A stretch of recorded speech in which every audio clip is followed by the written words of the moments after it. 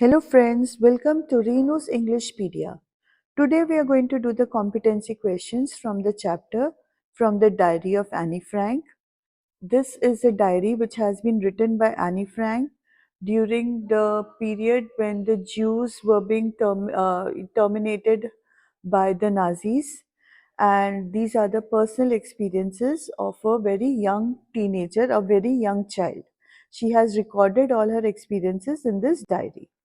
So before we start with the competency questions, let's have a quick look at the important points which are covered in this part of the entire diary, which is there for your syllabus of class 10th. आपको पता है कि competency based questions के लिए theme जानना ज़रूरी है. So let us first have some clarity with the theme. तो ये जो पार्ट है एक्चुअली डायरी काफ़ी बिग है. उन्होंने एक छोटा सा वर्जन लिया है for your enjoyment. It is this part is not dealing with any experience when the family was in hiding, but just before the hid, उससे पहले के स्कूल एक्सपीरियंसेस का छोटा सा किस्सा उन्होंने इसमें इंक्लूड किया है. तो इस एक्सट्रैक्ट में क्या है, एनी का स्कूल लाइफ, उसके thoughts on her family, her friends, her classmates, her teachers and things of this kind. यहाँ पर सबसे इम्पॉर्टेंट पॉइंट है कि इस डायरी में हमारा जो फोकस जाता है वो एनी के लोनलीनेस पे जाता है, उसकी longing for a true friend पे जाता है. एनी बोलती है कि she has many friends, but she doesn't have that one friend with whom she can confide her inner feelings, and that is why she resorts to diary writing.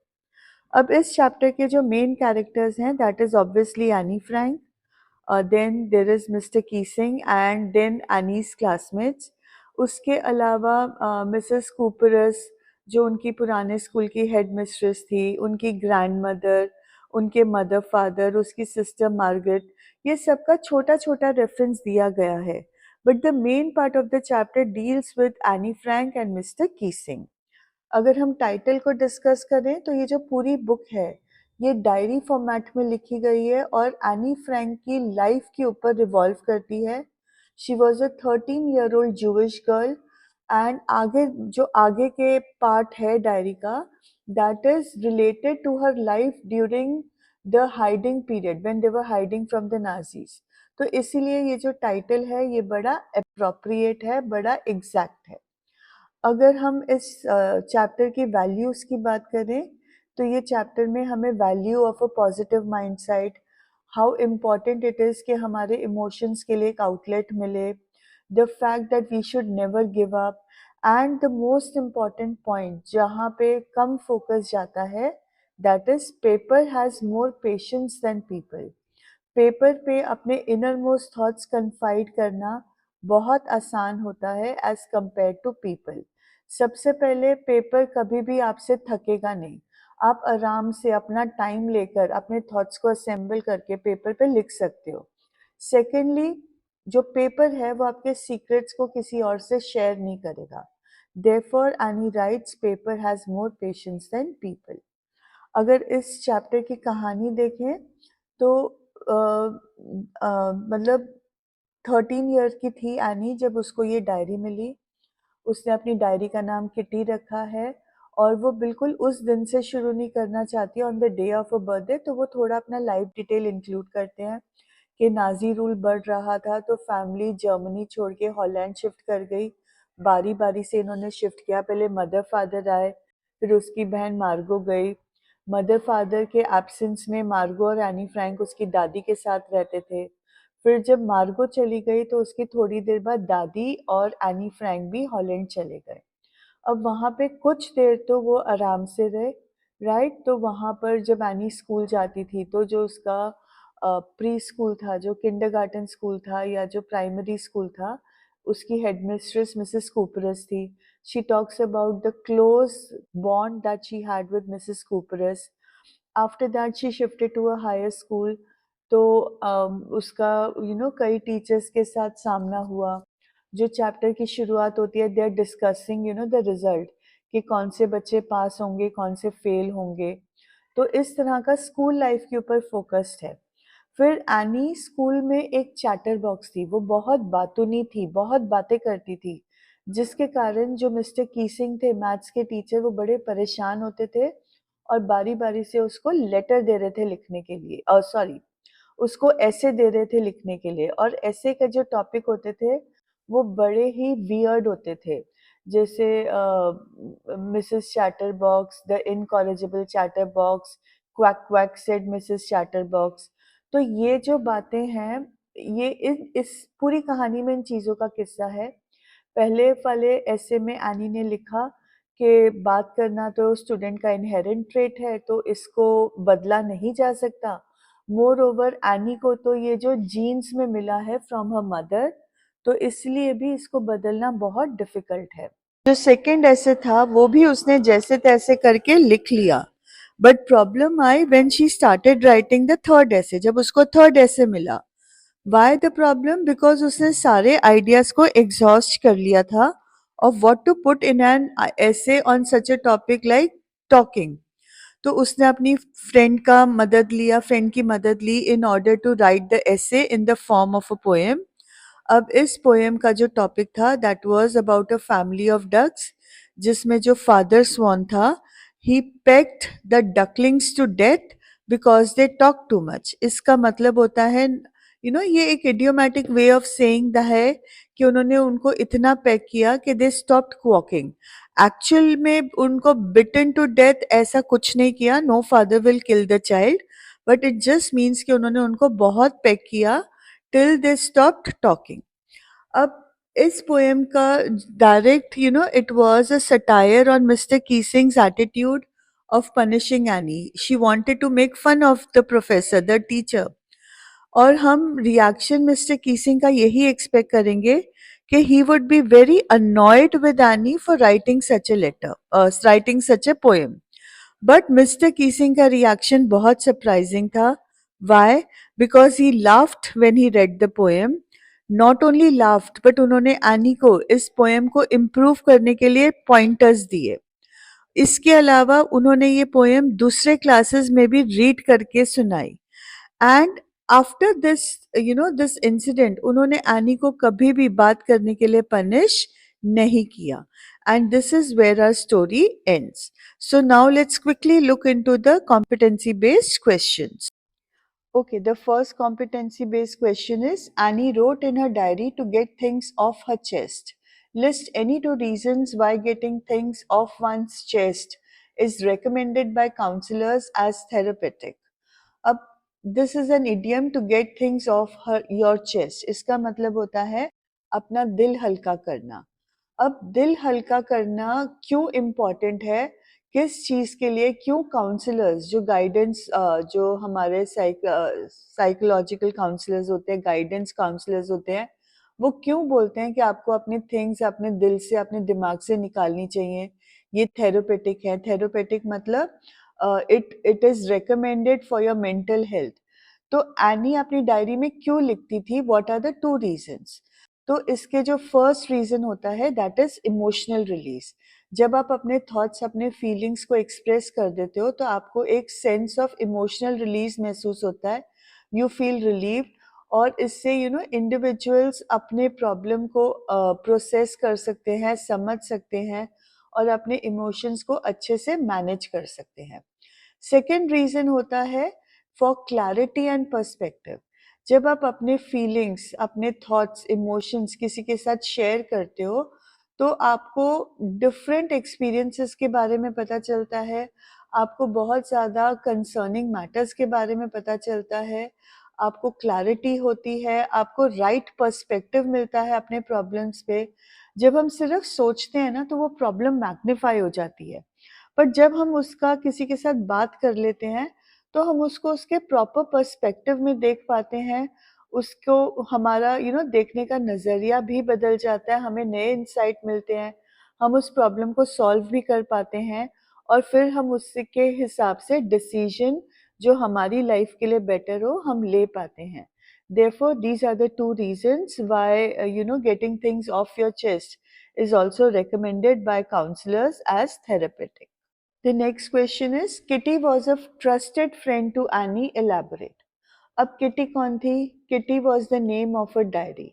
अब diary में Annie को क्या उसके लिए क्या better, why would she prefer to write in a diary, because वो उस diary में अपने थॉट्स, अपने फीलिंग्स को बड़े फ्रीली एक्सप्रेस कर सकती थी विदाउट फियर ऑफ रिजेक्शन। कोई उसके फीलिंग्स का मजाक उड़ाएगा, उसको ये फियर नहीं था।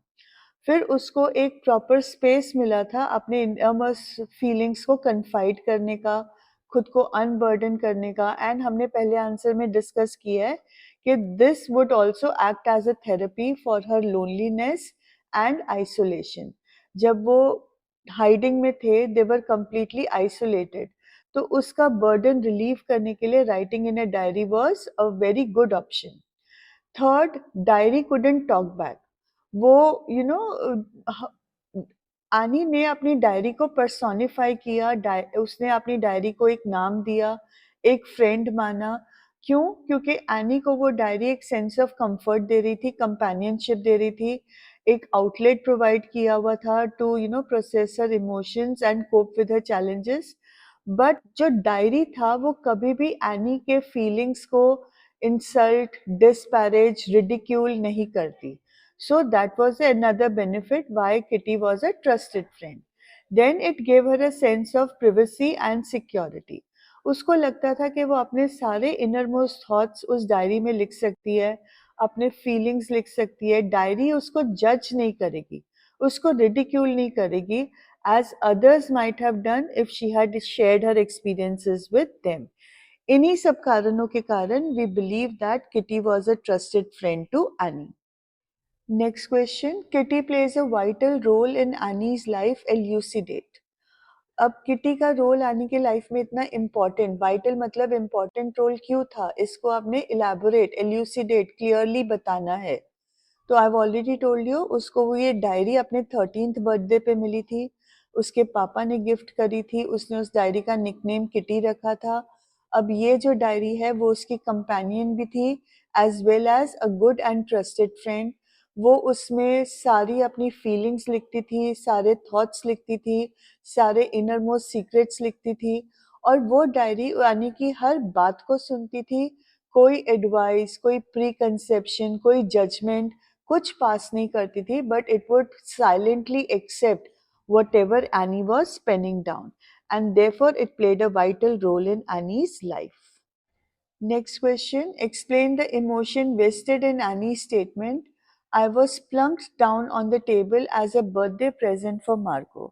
जब एनी अपनी दादी के साथ हॉलैंड आई तब मार्गो का बर्थडे था, और एनी ने ये स्टेटमेंट बोला कि एज अ बर्थडे प्रेजेंट मार्गो की बेनिफिट के लिए मुझे उस दिन लाया गया। तो अब क्या फीलिंग रिफ्लेक्ट होती है? तो ये feeling of being treated as an object rather than a person, ये फीलिंग हमारी रिफ्लेक्ट होती है। ऐसे लगता है कि वो सिर्फ एक गिफ्ट था फॉर मार्गो, उसकी खुद की कोई वैल्यू, उसकी खुद का कोई प्रेजेंस का कोई महत्व नहीं था। So it is a little it reflects her sadness when she is stating this line. The next question is, enumerate any two reasons that justify Mr. Keesing's displeasure at Annie's talking in class. हमें दो reason बताने हैं जो justify करते हैं कि mister Keesing any से गुस्से क्यों थे, because she was talking in class. तो इसके रीजंस हैं कि she was disrupting the learning environment. जब कोई बच्चा क्लास में बात करता है तो दूसरे बच्चे डिस्ट्रैक्ट होते हैं, और ये चीज़ जो है वो हर बच्चे के ability to concentrate, to learn effectively को हिंडर करती है, खराब करती है। सेकेंड रीजन था, it was disrespect for authority. Teacher present है क्लास में, टीचर बात कर रहा है, टीचर की अथॉरिटी है, there are some rules and etiquettes of the classroom, और टीचर की ability to maintain discipline and manage the class, ये सारी बातों को एनी अंडरमाइन कर रही थी by her persistent habit of talking, and therefore we can say that Mr Keesing was completely justified in being angry at Annie for talking in class. Next question. Comment on the teacher-student relationship shared between Annie and Mr. Keesing. अब इन दोनों का जो relationship है, it is characterised by tension and conflict. दोनों एक दूसरे से गुस्से हैं, दोनों में कॉन्फ्लिक्ट है। मिस्टर कीसिंग स्ट्रिक्ट टीचर हैं, वो चाहते हैं बच्चे पढ़े, और एनी जो है वो चैटरबॉक है।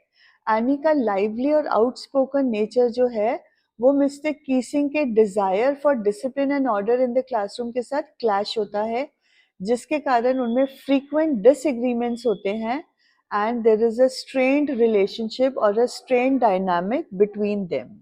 Next question, clarify why it is fair to say that Mr. Keesing was innovative with his punishments.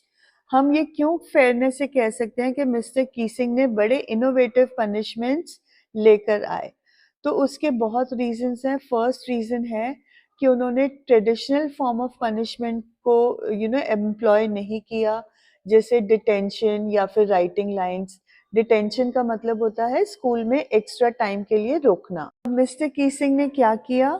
He employed creative and unconventional methods to address Annie's behavior. जैसे उन्होंने उसको ऐसे असाइन किया on topics related to her talkativeness, like Mrs. Chatterbox, right? तो उनका M था इससे कि एनी अपने एक्शंस पे रिफ्लेक्ट करेगी, उनके कॉन्सिक्वेंसेस के बारे में सोचेगी।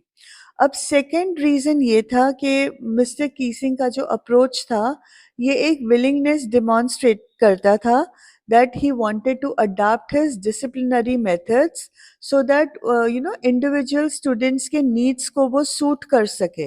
हर बच्चे को एक ही तरह से डिसिप्लिन नहीं किया जा सकता।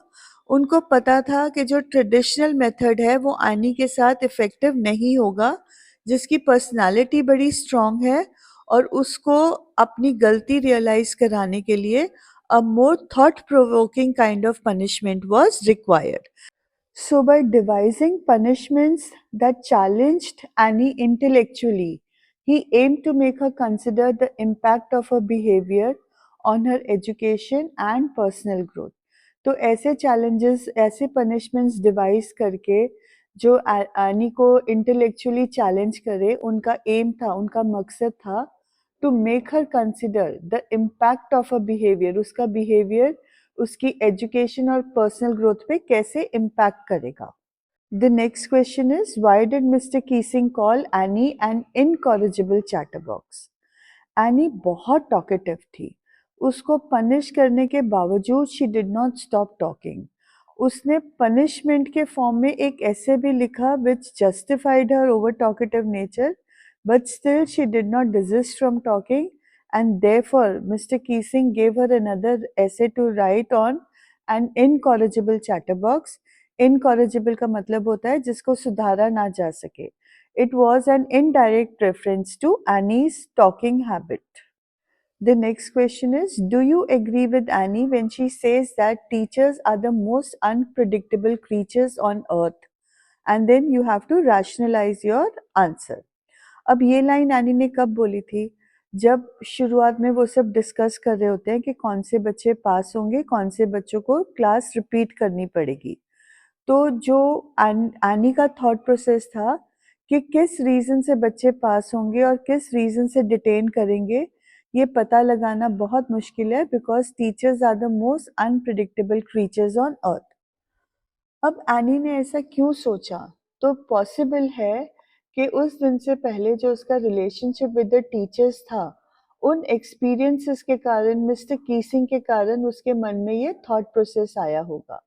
उसका ये जो थॉट है ये इस बात से भी इन्फ्लुएंस हो सकता है क्योंकि टीचर के एक्शंस, टीचर के जो मूड्स होते हैं वो कई बारी बड़े इनकंसिस्टेंट होते हैं, सरप्राइजिंग होते हैं, और इसीलिए उसको लगा होगा कि उनको प्रिडिक्ट करना, टीचर्स को एक्शंस को प्रिडिक्ट करना बहुत डिफ़िकल्ट है।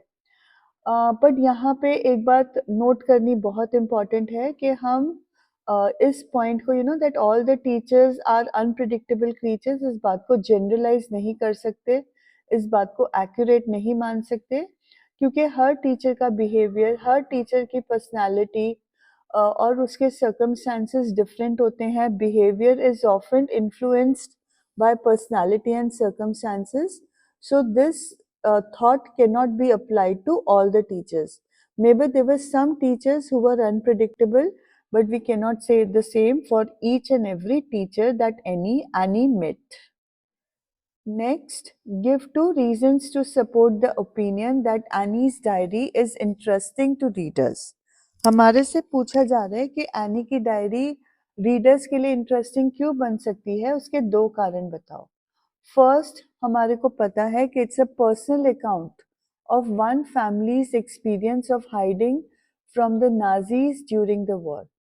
जो ये नाजी एरा था सेकेंड वर्ल्ड वॉर का, ये it is a matter of curiosity, it is a matter of interest to many people. हर कोई एक पर्सनल अकाउंट जानना चाहेगा from one of the war victims.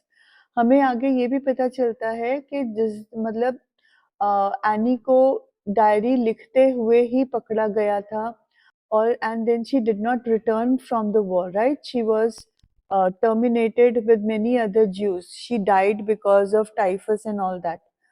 तो ये जब पर्सनल अकाउंट हमारे को इतना डिस्टर्बिंग एरा के बारे में मिलता है, तो वो ऑटोमेटिकली बड़ा इंटरेस्टिंग रीड होता है। अब सेकंड रीजन है कि ये किसी बड़े के पर्सपेक्टिव से नहीं लिखा हुआ है। It is written from the perspective of a 13 year old, जिसने वो हॉरर्स ऑफ वॉर देखे, उसने रेशियल परसिक्यूशन देखा, और उसका अपनी पर्सनालिटी पर भी इम्पैक्ट देखा। अब जब ये प्योर हिस्टोरिकल अकाउंट्स जो लोगों से बहुत अदर राइटर से डिफरेंट हैं, इसमें फैक्ट्स हैं, इसमें डेटा है, इसमें एक पर्सनल अकाउंट ऑफ वॉर है, personal account of war from the eyes of a young girl. तो जब ये सारे फैक्टर्स मिल जाते हैं, then Annie's diary is going to be interesting for the readers. Next question, Annie writes that it was fortunate that Mr. Keesing took the joke the right way. Why does she feel so? अब जब joke कौन सा था? The fact that she wrote a poem about the father swan, which was actually, a kind of an irony on Mr. Keesing's behavior. अब अपने ऊपर poem लिखी हुई भी मिस्टर कीसिंग ने बड़ी इस बात को, इस जोक को सही तरीके से लिया। He did not get annoyed. अब एनी को ऐसा क्यों लगा कि मिस्टर कीसिंग ने जोक को सही तरीके से लिया? तो पोएम में क्या था? Poem is talking about the father swan who bit his 3 ducks because they quack too much. ये हमने रिवीजन में देख लिया था। Now this was an allusion to Mr. Keesing. Mr. Keesing bar bar any को डांट रहे थे फॉर टॉकिंग। अब पोएम को लिखा गया था to turn the joke on mister Keesing. Mister Keesing Anne का मजाक उड़ा रहे थे। अब मिस्टर कीसिंग का मजाक उड़ाने के लिए एनी ने ये पोएम लिखी थी। And it was written in a metaphorical style, conveying that it was important to talk. अब मिस्टर कीसिंग ने इसको जोक के फॉर्म में लिया।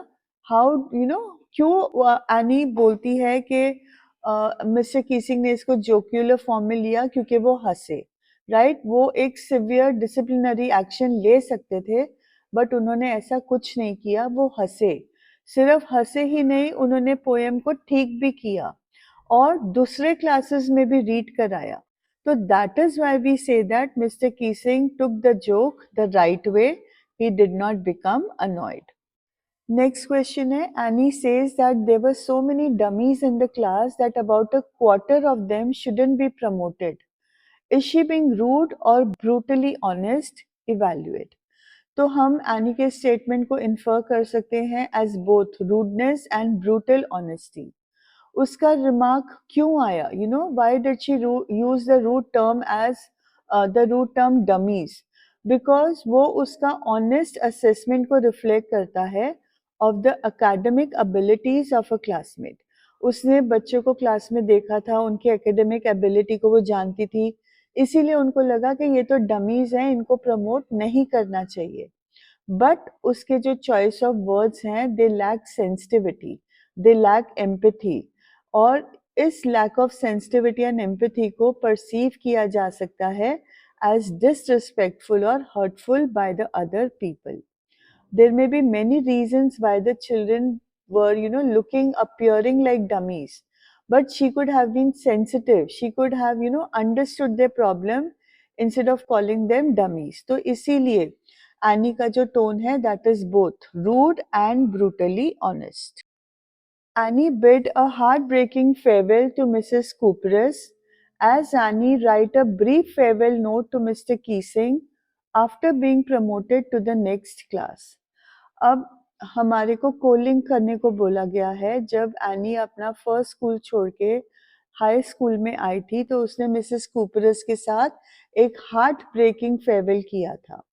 अब एनी एक दूसरे क्लास में जा रही है तो उसी फीलिंग को दिमाग में रखते हुए she has to write a farewell note for mister Keesing. उसका आपको क्यू दे दिया है, dear mister Keesing it has been dash. तो अब ये क्या बोलेगी? It has been an eventful journey in your classroom which was filled with both challenges and growth. जहाँ चैलेंज होगा वहीं पे ग्रोथ होगा। अगर आपको एटमॉस्फेयर स्टेबल मिलेगा तो इसका मतलब है आपकी ग्रोथ नहीं हो रही है। जहाँ पे आपकी एबिलिटीज को चैलेंज किया जाएगा वहीं पे ग्रोथ हो रही है। Then she will go on to say, I want to express my heartfelt gratitude for your guidance and patience. आपने मुझे punishments दिए in order to guide me. You were very patient with me when I wrote that poem, making fun of you. तो ये words में हम उन चीज़ों को किसी ना किसी फॉर्म में रिफ्लेक्ट कर रहे हैं। Your innovative punishments pushed me to introspect and learn. आ गई ना बात पनिशमेंट्स के ऊपर कि आपने पेशेंस रखा, आपने जेंटली गाइड किया और आपकी जो इनोवेटिव पनिशमेंट्स थी उन्होंने फाइनली मुझे अपने एक्शंस के ऊपर इंट्रोस्पेक्ट करने के लिए और उनसे सीखने के लिए पुश किया। And may you continue to inspire and shape young minds. And then you will end your brief note. Sincerely, Annie. Next question. Annie said that the only thing missing was the presence of a true friend. अब ये कब उसने बोला था? When she was, talking about her family, कि उसके पास सब कुछ है, but उसके पास वो एक true friend नहीं है. Now the question is, imagine that Annie had access to the internet and had chosen to blog instead of writing a diary. As Annie write a blog post on the value of a true friend. तो आपको उन्होंने site दिया हुआ है, उसका format दिया हुआ है और आपको बताया है कि नीचे आपने बस value of a true friend के ऊपर पॉइंट्स लिखने हैं। Very recently, I have also posted a video on how to write a blog, so you can refer to it. And अब blog क्या है? It is simply a expression of your opinion, of your viewpoints, and it will end with a question. तो आपने अब value of a true friend लिखना है, तो अब उसमें आप क्या क्या ऐड कर सकते हो? अब सबसे पहले तो आपको ये समझना है कि she is not writing a diary, she is writing a blog. So she is aware of the pitfalls of the internet. Internet क्या करता है? आपको लोगों से कनेक्ट भी करता है और डिसकनेक्ट भी करता है। डिसकनेक्ट कैसे करता है? There is no personal interaction with anyone, no physical interaction. It leaves you feeling lonely and disconnected, right? Amidst the sea of followers and likes and all that, आपका जो पर्सनल प्रेजेंस होता है वो उसकी कमी हो जाती है। हमारी जो लाइफ है पर्सनल प्रेजेंस के साथ एनरिच होती है। अब ट्रू फ्रेंड का मतलब क्या है? ट्रू फ्रेंड जो होता है, ही और she is a beacon of light in the darkest of times. घोर अंधेरा होता है हमारी लाइफ में, बट एक दोस्त जो होता है वो एक रोशनी की तरह होता है। वो हमारी बातें सुनता है, हमें सॉलेस हमारे जख्मों पे मरहम लगाता है, हमारी ज़रूरतों को हमारे अंडरस्टैंड करता है, वो हमारी फीलिंग्स को अंडरस्टैंड करता है। उसका सपोर्ट जो होता है वो अनवेवरिंग होता है। वो हमारे ड्रीम्स को एनकरेज करते हैं, हमारे एस्पिरेशंस को एनकरेज करते हैं, हमें सक्सेस की तरफ प्रोपेल करते हैं, धकेलते हैं।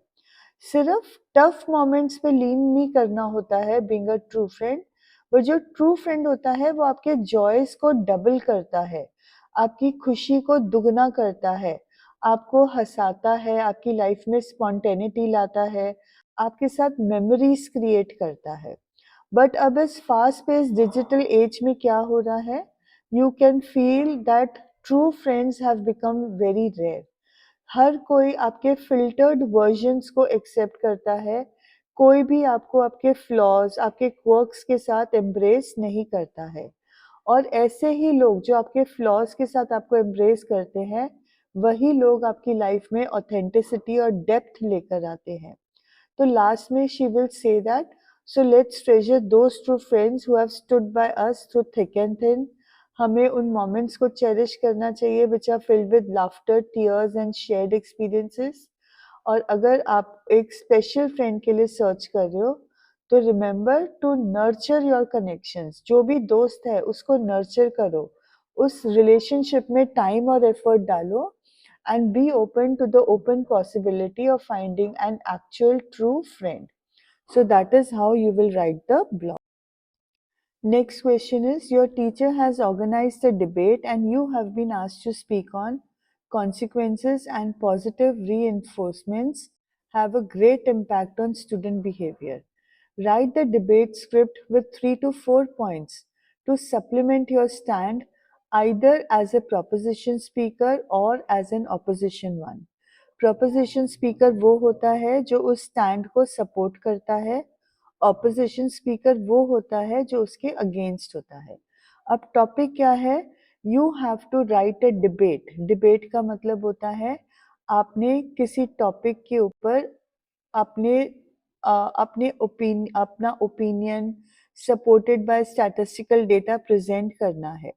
अब यहाँ पे टॉपिक क्या है? Consequences and positive reinforcements have a great impact on student behaviour. जब हम कॉन्सिक्वेंसेज के बारे में सोचते हैं, जब हम पॉजिटिव रीइंफोर्समेंट देते हैं, पॉजिटिव रीइंफोर्समेंट का मतलब है कि हम उनको पॉजिटिव रीजन देते हैं to behave in a good manner, तो इन चीज़ों का ज़्यादा इम्पैक्ट होता है स्टूडेंट बिहेवियर पे। अगर हमें चैप्टर के साथ कोरिलेट करना है, तो मिस्टर कीजिंग का भी इनोवेटिव रीइंफोर्समेंट जो था, that had the purpose of making any think of the consequences. तो हमने भी उसी चीज़ को लेना है कि अगर कॉन्सिक्वेंसेस हो, पॉजिटिव रीइंफोर्समेंट हो, then they will have a great impact. You are you agree with this stand. Okay, अब क्यों होता है? तो फर्स्ट पॉइंट इज, जब हम पॉजिटिव रीइंफोर्समेंट देते हैं, तो जो स्टूडेंट है वो रिस्पॉन्सिबिलिटी और अकाउंटेबिलिटी लर्न करता है। अकाउंटेबिलिटी मतलब he is responsible for a certain action. अगर उसके कॉन्सिक्वेंसेस पॉजिटिव होंगे तो भी उसके कारण होंगे, और अगर नेगेटिव होंगे तो भी उसी को फेस करना पड़ेगा, राइट? सेकेंड पॉइंट है एनकरेजिंग डिजायर्ड बिहेवियर। जब हम किसी भी पॉजिटिव रीइंफोर्समेंट में प्रेस करते हैं, रिवॉर्ड करते हैं, उसके उस पॉजिटिव बिहेवियर को रिकग्नाइज करते हैं, तो ये एक पावरफुल टूल होता है स्टूडेंट को मोटिवेट करने का टू एग्जिबिट डिजायर्ड बिहेवियर। हम उस इस पॉजिटिव रीइंफोर्समेंट से उसके एफर्ट्स को एक्नॉलेज कर रहे हैं, रिवॉर्ड कर रहे हैं, जिससे वो अपनी गलती सीखेगा, वो ग्रो करेगा, और उसका कंटिन्यूड पॉजिटिव बिहेवियर के लिए उसको एनकरेजमेंट मिलेगा। थर्ड होता है, we are shaping ethical values when we give positive reinforcement. जब बच्चे को पता होगा कि अगर वो एथिकल प्रिंसिपल्स को फॉलो करेगा, तो उसके साथ एथिकल बिहेवियर, इंटेग्रिटी का उसको इम्पोर्टेंस पता चलेगा, उसको ऑनेस्टी और रिस्पेक्ट का पता चलेगा, तब जाकर उसको समझ में आएगा कि एथिकल बिहेवियर, पॉजिटिव रीइंफोर्समेंट्स जो हैं वो इन वैल्यूज़ को एनकरेज करते हैं, स्टूडेंट्स को एनकरेज करते हैं टू अपहोल्ड दीज वैल्यूज़। इसलिए कहा जाता है consequences and positive reinforcements have a profound impact on the student behavior. Next question. You are stressed and anxious since your annual results are going to be announced soon. You decide to meet the school counselor to share your anxiety and apprehensions. Write the dialogue between you and your school counselor. मतलब अब question क्या है कि आपके annual final result जल्द से जल्द announce होने वाला है। आपको पता है कि शायद वो रिजल्ट अच्छा नहीं आएगा, जिसके कारण आप स्ट्रेस्ड हो, एंशियस हो, और अब आप इन फीलिंग्स के कारण school counsellor, school guidance counsellor से बात कर रहे हो। You want to share your anxiety and apprehensions. तो अब इस मीटिंग में जो डायलॉग्स होंगे वो आपने लिखने हैं। तो आपको क्यों भी दिया है, you may begin like this. School counsellor will say, hello Annie, please sit down, you look very disturbed and irritated, what's the matter? You will reply, Well, to be honest, we all are disturbed, but the irritation is because of the two boys sitting behind. Chapter में पढ़ा होगा तो वो दोनों boys जो उसके पीछे बैठे थे उनसे इरिटेटेड थी. स्कूल काउंसलर फिर बोलेगा, first of all you need to relax, take a deep breath, how do you feel when we deal with this situation rationally, and then you will continue with your dialogues.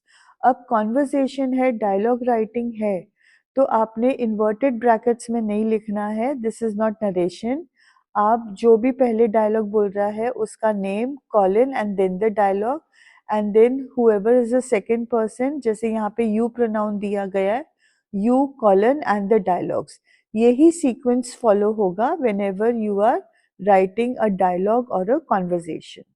अब answer में इसको आपने कैसे लिखना है, आपने initial Q follow करते हुए बताना है कि आपको वो दोनों बॉयज क्यों इरिटेट कर रहे हैं. बिकॉज वो नॉइजेस क्रिएट करते हैं क्लास में जिससे आपसे कॉन्सेंट्रेट नहीं होता. अब जब रिजल्ट अनाउंस होने वाला है तो उनका बिहेवियर और भी ज़्यादा वर्स हो गया है. You are stressed and anxious about your performance, और उनका जो बिहेवियर है that is adding to the stress. तो काउंसलर आपको क्या एडवाइस देगा, you need to relax, take a deep breath, how do you feel if we deal with this situation rationally. तो आपने बोला है ओके आई विल ट्राई. अब अगर हम बॉयज़ के सिचुएशन के बारे में बात करें तो हो सकता है कि अगर हम उनसे ओपन कम्युनिकेशन करें और मैं उनको बताऊं कि पोलाइटली उनको बताऊं कि उनका डिस्ट्रैक्शन मुझे कैसे मेरे फोकस को अफेक्ट कर रहा है. I can request them to be more concentrate during class. और अगर टीचर को भी अवेयरनेस होगी इस इशू की, then maybe the teacher can address it and he or she can create a conducive learning environment for everyone. So this is how we can deal with this situation rationally. तो school counsellor upload करेगा कि yes that's a good approach, की effective communication is the key. आपको अपने concerns बड़े assertively बताने हैं, rudely नहीं बोलना है, पोलाइटली बोलना है. You need to seek a resolution, a solution instead of arguing. आपका जो एंजाइटी है रिगार्डिंग द अपकमिंग रिजल्ट्स, तो वो नॉर्मल है. उससे आपका वर्थ, कभी भी रिजल्ट किसी का वर्थ डिफाइन नहीं करता है. वो सिर्फ हमें बताता है कि हमारी जो प्रेपरेशन है वो इफ़ेक्टिव थी या हमारे को किस एरिया में ज़्यादा प्रेपरेशन की ज़रूरत है. एंड उसके बाद आनी अब उसको थैंक करेगी, सॉरी जो काउंसलर है उसको वो टैक्टिक्स भी बताएगा कि how she can take deep breaths to relax herself, to reduce stress. She can go in for meditation, she can go in for yoga. And Annie will say, okay, thank you for giving me such advice. I'll keep it in mind. And school counselor will assure her that he is there to help her in her future concerns. So that is how Annie will deal with the resolution to her problem. Okay, next question is, Annie was a sensitive and mature girl. From the chapters and poems in your textbook First Flight, think of any two characters who could be her friends or confidants. Analyze the common character traits that would help in creating this special bond of friendship. इस question का मतलब है कि हमें any का nature बताया गया है. She is a very sensitive and mature girl, अपनी उम्र से ज़्यादा समझदार है. अब फर्स्ट फ्लाइट किताब के चैप्टर्स या पोएम्स में से ऐसे कौन से दो कैरेक्टर्स हैं जो एनी के फ्रेंड्स या कॉन्फिडेंट्स बन सकते हैं. उनके कॉमन कैरेक्टर ट्रेट्स को हमें एनालाइज करना है, और ये जो कॉमन कैरेक्टर ट्रेट्स हैं they should be helpful in creating a special bond of friendship. वो कौन से कैरेक्टर ट्रेट्स हैं जो एक स्पेशल बॉन्ड ऑफ फ्रेंडशिप उन तीनों में क्रिएट करेंगे. So according to the question, अगर हम चैप्टर्स को एनालाइज करें तो मिजबिल तो ऑटम में से मिजबिल का जो कैरेक्टर है उसके साथ एनी का एक यूनिक बॉन्ड बन सकता है, because both of them have the shared character trait of curiosity and love for nature. वो नेचुरल वर्ल्ड के लिए डीपली अप्रिशिएटिव हैं, they are curious about things around them. तो वो एक दूसरे के एक्सपीरियंसेस के लिए क्यूरियस होंगे, एक दूसरे के पर्सपेक्टिव्स जानने की कोशिश करेंगे, which will foster a strong connection between them. Second friend जो एनी का बन सकता है that could be the post master from the chapter a letter to God.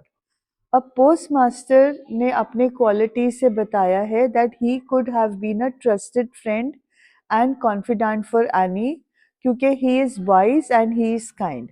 दोनों पोस्टमास्टर और एनी जो हैं, they have a compassionate nature, they have empathy towards others, और उनका डिजायर है to make a positive difference in the lives of those around them.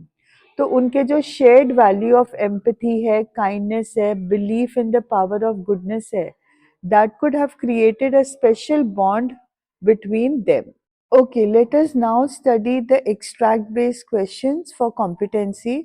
The first extract is Mr. Keesing had a good laugh at my arguments, but when I proceeded to talk my way through the next lesson, he assigned me a second essay. This time it was supposed to be on an incorrigible chatterbox. I handed it in, and Mr. Keesing had nothing to complain about for 2 whole lessons. However, during the third lesson, he'd finally had enough. Annie Frank, as a punishment for talking in class, write an essay entitled Quack Quack Quack, said Mistress Chatterbox. Now the question is, how does Mr. Keesing's assignment of the essay Quack Quack Quack, said Mistress Chatterbox, serve as both a punishment and a creative response to Anne Frank's talkative nature? तो अब आपको इसमें reasons मैंने include किए हुए हैं, आप कोई भी रीजन लिख सकते हो कि ये जो पनिशमेंट है it is combining punishment and creativity, ये प्लेफुली एनी को पीनलाइज कर रहा है फॉर हर टॉकेटिव बिहेवियर, मतलब इसमें ह्यूमर इनकॉर्पोरेट हो रहा है टू सॉल्व द प्रॉब्लम। वो एनी की टॉकेटिवनेस को जो है वो चैनल कर रहे हैं इनटू अ क्रिएटिव आउटलेट, और उनका एम क्या है that he wants to curb to stop her chattiness, at the same time he wants to nurture a more disciplined and imaginative approach to expression. वो चाहते हैं कि जो एनी का क्रिएटिव एबिलिटी है, एक्सप्रेसिव एबिलिटी है, उसको डिसिप्लिन मिले और एक इमेजिनेटिव अप्रोच मिले, so that she can grow as a person. The second question from the same extract is, in the context of Mr. Keesing, the phrase had a good laugh implies, ये mister कीसिंग के साथ जब हम ये phrase को attach करते हैं had a good laugh, तो ये क्या इम्प्लाई करता है? इसका आंसर है कि mister Keesing found amusement in Anne Frank's arguments. उनको वो जो एनी फ्रैंक ने जो आर्ग्यूमेंट्स प्रेजेंट किए थे उनमें उनको ह्यूमर नज़र आया, वो अम्यूज हुए। It was a light hearted reaction on mister Keesing's part, वो गुस्से नहीं हुए, उन्होंने उस चीज़ को एंजॉय किया और उन्होंने एनी के आर्ग्यूमेंट्स को बहुत सीरियसली नहीं लिया। The next question from the same extract is, with reference to Annie Frank's approach to authority figures like Mr. Keesing, which option is the least likely? Anne का जो अप्रोच था to authority, specially authority figures like mister Keesing, उस situation में से जो ये 4 options दी गई हैं उनमें से किसके होने की लीस्ट लाइकली पॉसिबिलिटी थी? तो सटल रेजिस्टेंस टू अथॉरिटी दिखाएगी एनी, या असर्टिवनेस एंड इंडिपेंडेंस दिखाएगी एनी, और whether she will be enthusiastic for intellectual discourse और she will comply with the classroom norms. तो जो एनी फ्रैंक का अप्रोच है, हम देख रहे हैं कि बार बार उसको एक ही चीज़ के लिए पनिश किया जा रहा है, तो किसकी सबसे कम पॉसिबिलिटी है? That is compliance with the classroom norms. वो क्लासरूम रूल्स के साथ एग्री नहीं कर सकती। एनी का एक स्पिरिटेड और इंडिपेंडेंट नेचर है, तो उसके हिसाब से the D option is the most likely option. Next question is, the use of terms like dash and dash point towards Annie's talkative and lively communication style. मतलब आपने 2 वर्ड्स या phrases देने हैं जो एनी के टॉकेटिव और lively communication style को बताते हैं। तो यहाँ पे वर्ड्स हैं chatter box and quack. Quack जो है वो एक ह्यूमरस वे है मिस्टर कीसिंग का कि एनी के टॉकेटिव नेचर को constant chatter of a duck के साथ उन्होंने कंपेयर किया है। डक्स जो हैं वो अपने वोकलाइजेशन जोर जोर से क्वैक क्वैक करना इसके लिए जाने जाते हैं. Okay, we will now start the discussion of questions. I have not included the answers as ये वाले जो questions हैं already discuss हुए हुए हैं in detail. So the first question is, why do you think Mr. Keesing chose the title An Incorrigible Chatterbox for Annie to write on? वो उसको एक humorous way में अपनी गलती realize कराना चाहते थे. वो उसको एक innovative तरीके से guide कराना चाहते थे regarding the required norms of classroom behavior. Second question है, why does Annie think that paper has more patience than people? Because paper कभी भी impatient नहीं होगा when you are composing your thoughts.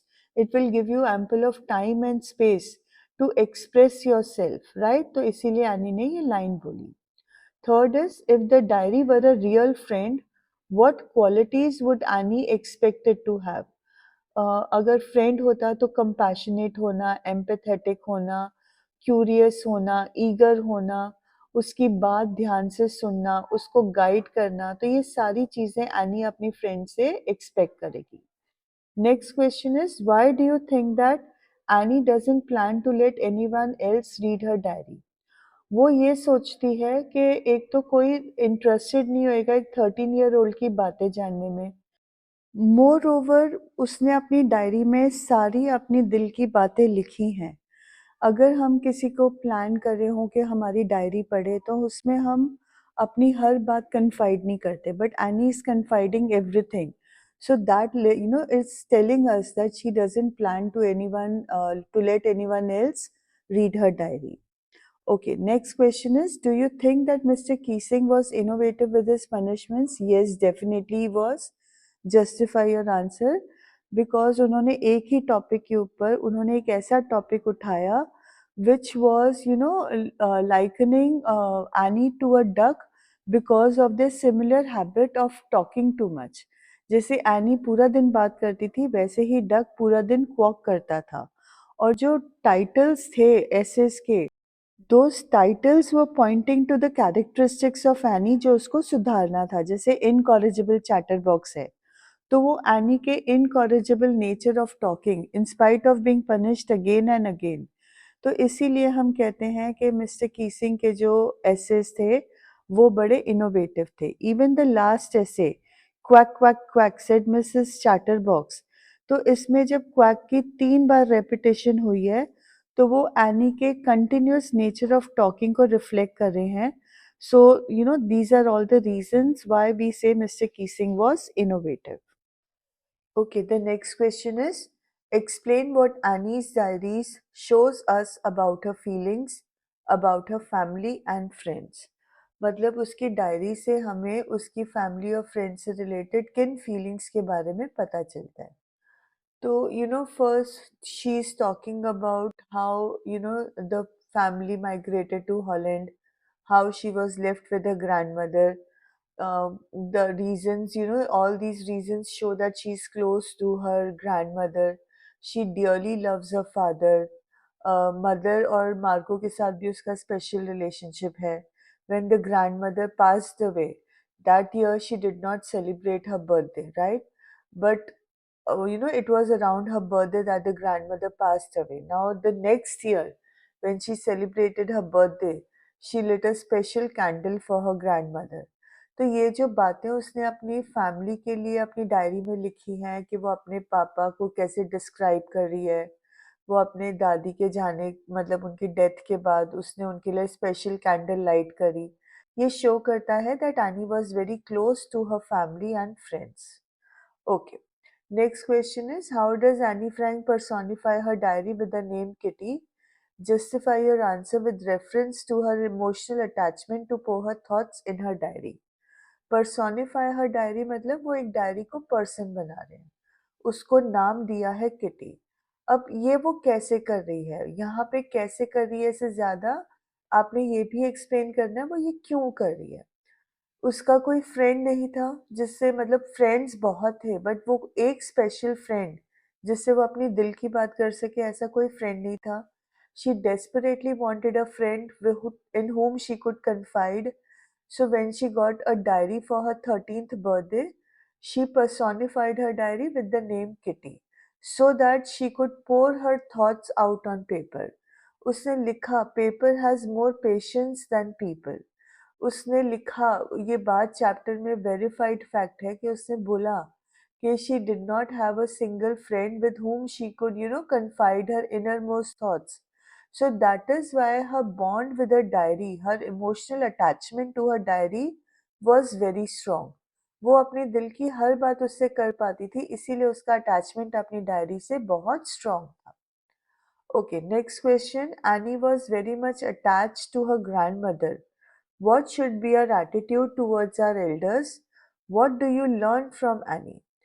अब attach to her grandmother already हमने इससे पहले वाले क्वेश्चन में किया हुआ है कि दादी के पास वो बचपन में काफ़ी देर रही थी when the family when her parents move to Holland. उसके बाद भी दादी के साथ ही वो इकट्ठे रहते थे. Then she has described her relationship कि it was around her birthday that the grandmother died. So that year they did not celebrate her birthday, but the next year when she did celebrate her birthday, she lit a special candle for her grandmother. तो इससे हमें क्या पता चलता है हमारा बड़ों के साथ हमारा एटीट्यूड क्या होना चाहिए. It is simply that they need respect, they need love. मतलब एक स्पेशल अटैचमेंट होता है हमारे बड़ों के साथ हमारे फैमिली में. तो हमने भी उनको उसी तरह से, उसी प्यार से, उसी आदर के साथ ट्रीट करना होता है. And this is precisely what we learn from Annie, how to develop strong bonds with our family, how to how to remember them in our thoughts, in our deeds long after they have gone. हमारे actions के through हम उनको कैसे honour कर सकते हैं, ये सारी चीजें हमारे को एनी से पता चलती हैं. Okay, now this is the last extract based question. Quickly, let's go through it. Let me put this more clearly since no one will believe that a 13-year-old girl is completely alone in this world. And I'm not. I have loving parents and a 16-year-old sister. And there are almost 30 people I can call friends. I have a family, loving aunts, and a good house. No, on the surface, I seem to have everything except my one true friend. All I think about when I am with friends is having a good time. I can't bring myself to talk about anything but ordinary everyday things. तो वो बोल रही है कि मेरे पास बहुत loving parents हैं, family है, रिलेटिव्स हैं, फ्रेंड्स हैं, बट मेरे पास जो कमी है that is my one true friend, जिससे मैं अपने दिल की हर बात कर सकूं. जो मेरे दूसरे फ्रेंड्स हैं उनसे मैं एवरीडे ऑर्डिनरी थिंग्स बोल सकती हूँ, but not my inner most thoughts. So the first question related to this extract is, on the surface it appears that Annie the 13-year-old girl dash. On the surface क्या appear होता है? Clear है कि उसके पास सब कुछ है, right? So the what will be the answer? It will be she has everything. Annie the 13-year-old girl has everything. Okay, second question. How can we infer that the speaker felt alone in the world?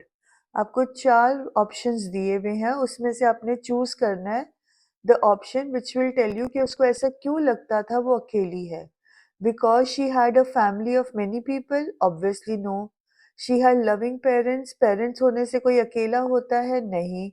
She had 30 friends, कोई अकेला होता है? नहीं. तो right answer है she craves for a true friend. Third question, Anne and her friends talked about. Anne अपने friends के साथ क्या बातें करती थी? उनके प्रॉब्लमैटिक पेरेंट्स, फाइनेंशियल पेरेंट्स या कम्यूटिंग प्रॉब्लम्स? तो A, B and D completely wrong option है. वो बात करते थे कॉमन एवरीडे थिंग्स की. So the C option is right. Fourth question is, complete the analogy by selecting the suitable word from the text. Alone is to friends what nothing is to dash. आप alone होते हो, अकेले होते हो, friends होते हो, तो मतलब बहुत सारे जन होते हैं. तो alone and friends is opposite. तो nothing का opposite क्या है? The answer is everything. Now the fifth question is, select the option that correctly captures The usage of the idiom bring myself from the extract. Bring myself idiom का मतलब क्या है? And the answer is to do something unwillingly. I cannot bring myself मतलब I cannot force myself. Force की जब बात आती है तो इसका मतलब होता है to do something unwillingly.